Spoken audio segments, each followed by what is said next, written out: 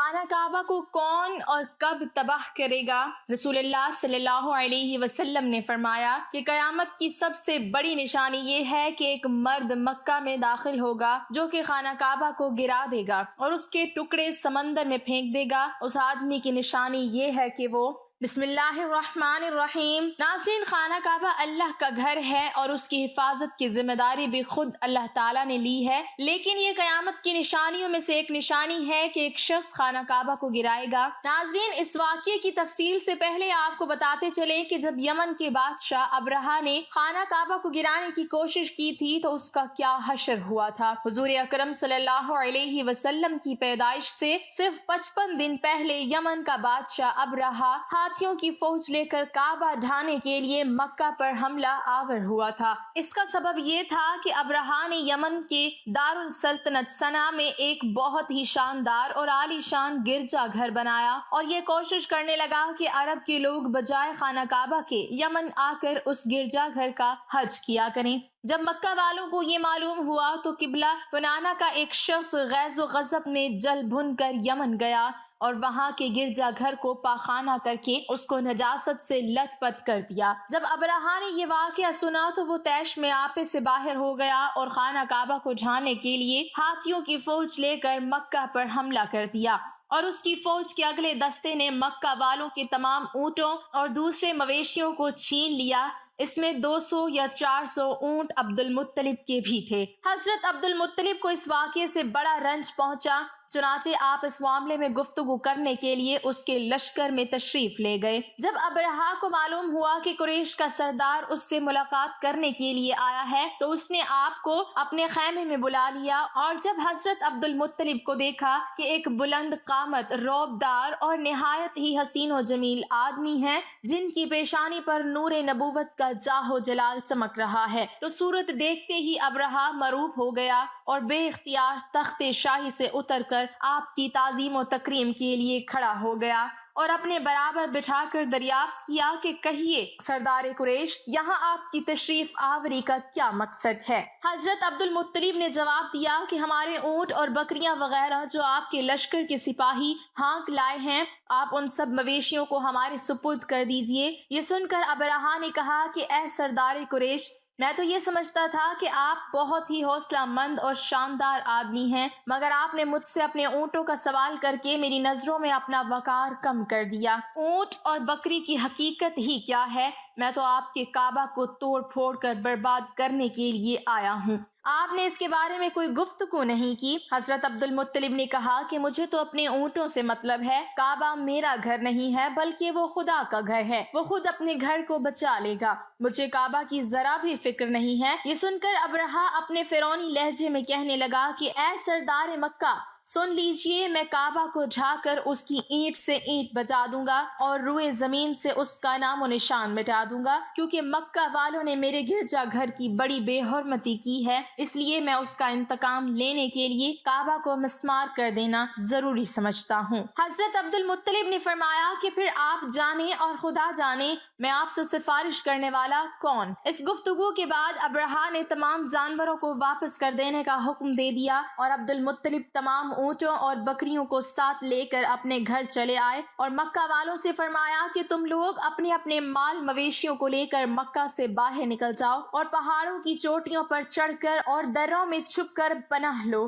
مکہ والوں سے یہ کہہ کر پھر خود اپنے خاندان کے چند آدمیوں کو ساتھ لے کر خانہ کعبہ میں گئے اور دروازے کا حلقہ پکڑ کر انتہائی بے قراری اور گریہ وزاری کے ساتھ دربار باری میں اس طرح دعا مانگنے لگے کہ اے اللہ، بے شک ہر شخص اپنے اپنے گھر کی حفاظت کرتا ہے، لہٰذا تو بھی اپنے گھر کی حفاظت فرما اور سلیب والوں اور سلیب کے پجاریوں یعنی عیسائیوں کے مقابلے میں اپنی اطاعت اشاروں کی مدد فرما۔ حضرت عبد المطلب نے یہ دعا مانگی اور اپنے خاندان والوں کو ساتھ لے کر پہاڑ کی چوٹی پر چڑھ گئے اور خدا کی قدرت کا جلوہ دیکھنے لگے۔ ابرہہ جب صبح کو کعبہ ڈھانے کے لیے اپنے لشکر جرار اور ہاتھیوں کی قطار کے ساتھ آگے بڑھا اور مقام مغمس میں پہنچا تو خود اس کا ہاتھ ہاتھی جس کا نام محمود تھا ایک دم بیٹھ گیا، ہر چند مارا اور بار بار للکارا مگر ہاتھی نہیں اٹھا۔ اسی حال میں قہر الہی ابابیلوں کی شکل میں نمودار ہوا اور ننھے ننھے پرندے جھنڈ کے جھنڈ جن کی چونچ اور پنجوں میں تین تین کنکریاں تھی سمندر کی جانب سے حرم کعبہ کی طرف آنے لگے۔ ابابیلوں کے ان لشکروں نے ابرہا کی فوجوں پر اس زور و شور سے سنگ باری شروع کر دی کہ ان کی آن میں ابرہا کے لشکر اور اس کے ہاتھیوں کے پرخچے اڑ گئے۔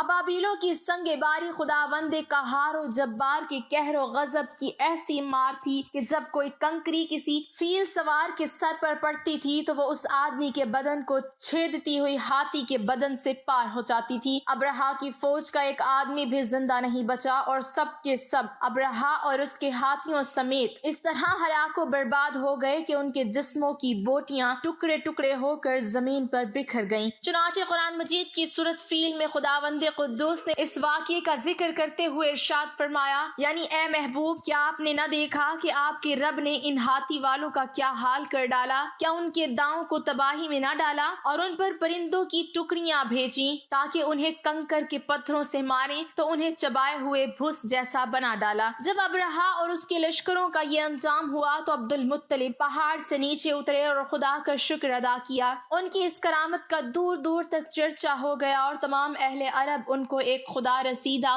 بزرگ کی حیثیت سے قابل احترام سمجھنے لگے۔ تو ناظرین اب آپ کو اس واقعے کے بارے میں بتاتے ہیں جو قیامت کے نزدیک پیش آئے گا اور جس کے بارے میں حضرت محمد مصطفیٰ صلی اللہ علیہ وسلم نے فرمایا تھا۔ اللہ پاک کا آپ صلی اللہ علیہ وسلم پر خاص کرم یہ ہے کہ آپ صلی اللہ علیہ وسلم کو اللہ پاک نے تمام علوم عطا فرمائے جن کا تصور ہمارا انسانی ذہن کبھی نہیں کر سکتا۔ جو بات ہمارے نبی صلی اللہ علیہ وسلم نے فرما دی وہ پوری ہو کر رہے گی۔ اللہ پاک ارشاد فرماتے ہیں اور وہ کوئی بات اپنی خواہش سے نہیں کرتے، وہ تو نہیں مگر وہی جو انہیں کی جاتی ہے۔ اللہ کے علم کے سمندر کے مقابلے میں نبی اکرم صلی اللہ علیہ وسلم کا علم ایک قطرہ ہے، مگر آپ صلی اللہ علیہ وسلم کا یہ قطرہ تمام مخلوق کے لیے ایک سمندر کے برابر ہے۔ یہ بات سچ ہے کہ ہم آپ صلی اللہ علیہ وسلم کے علم کے بارے میں اندازہ نہیں لگا سکتے۔ اللہ کی ذات تو بہت ہی وسیع ہے، ہم اس کا اندازہ کس طرح لگائیں گے؟ آپ صلی اللہ علیہ وسلم نے اپنے سے پہلے گزرے ہوئے انبیاء کرام اور ان کی امتوں کے ساتھ آنے والے وقتوں کے بارے میں بھی اپنی امت کو آگاہ کر دیا۔ محدثین اور مفسرین کا کہنا ہے کہ جب قیامت قریب آنے والی ہوگی تو خانہ کعبہ کو گرائے جانے کا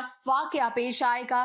جن لوگوں کو اس کے بارے میں علم ہے ان کو اس بارے میں حدیث مبارکہ کی روشنی میں بتاتے ہیں۔ خانہ کعبہ اللہ پاک کے نشانیوں میں سے ایک عظیم الشان نشانی ہے۔ جب تک کعبہ قائم ہے اس وقت تک دنیا بھی قائم و دائم رہے گی۔ جب خانہ کعبہ کو گرایا جائے گا تب قیامت رونما ہوگی۔ جب قیامت قریب آئے گی ایک بدبخت حبشی خانہ کعبہ کو گرا دے گا، پھر قیامت آئے گی۔ اس کمینے حبشی کے بارے میں آپ صلی اللہ علیہ وسلم نے ارشاد فرمایا، اس حبشی کی شکل و صورت ایسی ہوگی کہ وہ چھوٹی پنڈلیوں والا حبشی خانہ کعبہ کو گرائے گا۔ جبکہ بخاری شریف میں لکھا ہے کہ رسول اللہ صلی اللہ علیہ وسلم نے فرمایا، گویا میں اس حبشی کو دیکھ رہا ہوں، وہ کالا اور چوڑی ٹانگوں والا ہے، کعبہ کے پتھر اور اینٹوں کو اکھاڑ اکھاڑ کر پھینک رہا ہے۔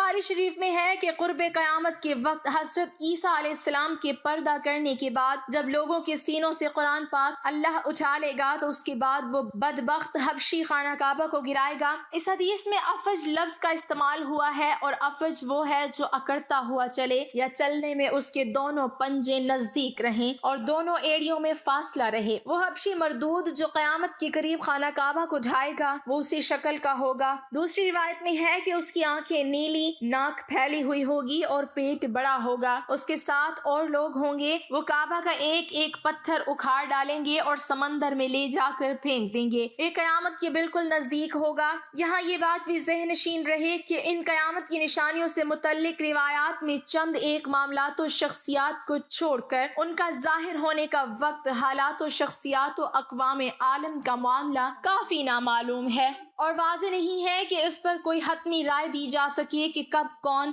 کیسے خروج کرے گا وغیرہ۔ آج کل کے سیاسی تناظر میں لوگ اور اکثر علماء کرام بھی یہ سمجھ رہے ہیں کہ بس قیامت صرف چند سالوں یا دہائیوں میں آنے والی ہے، کعبہ اور مسجد نبوی کو حبشی جنگجو تباہ کریں گے اور یہ خود زمین میں دھس جائیں گے۔ آئندہ چند سالوں میں امام مہدی اور حضرت عیسیٰ علیہ السلام کا نزول ہو جائے گا، برمودا ٹرائی اینگل سے دجال نمودار ہوگا اور فتنہ پھیلائے گا، یہودیوں، عیسائیوں اور مسلمانوں کی آپس میں جنگ ہوگی جو بس چند دن کی دوری پر ہے۔ حقیقت یہ ہے کہ یہ سب کیا صحرائیاں ہیں جو سادہ لوح و عوام الناس کو محفوظ کرنے اور عمل و جہاد سے دور کرنے کے لیے کی جاتی ہیں۔ اگر گہری نگاہ سے دیکھا جائے تو بڑے بڑے فتنے تو کئی صدیاں پہلے سے ہی رونما ہونے شروع ہو گئے تھے۔ کتنے ہی لوگوں نے مہدی ہونے کا ڈرامہ رچایا، کتنی ہی دفعہ مسلمان اور یہود و نصارہ میں بڑی جنگیں ہوئیں، کتنی مرتبہ قبلہ اول فتح ہوا، کتنی مرتبہ قبلہ اول پر یہودیوں کا قبضہ رہا، کتنی مرتبہ دجال نما انسان پیدا ہوئے، لیکن ان کا ذکر قرب قیامت کے سلسلے میں نہیں ہوتا۔ صرف 20ویں اور 21ویں صدی کے سیاسی معاملات و واقعات کو ہی قرب قیامت سمجھ لیا جانے لگا ہے، جبکہ نبی کریم صلی اللہ علیہ وسلم کے ایک فرمان کے مطابق آپ کی وفات کے بعد کا سارا زمانہ قرب قیامت ہی ہے، چاہے کتنی صدیاں بیت جائیں۔ لہٰذا علماء کو چاہیے کہ آج کل کے سیاسی پروپیگنڈے سے متاثر ہو کر ان عوام الناس کو محفوظ کرنے کی بجائے ان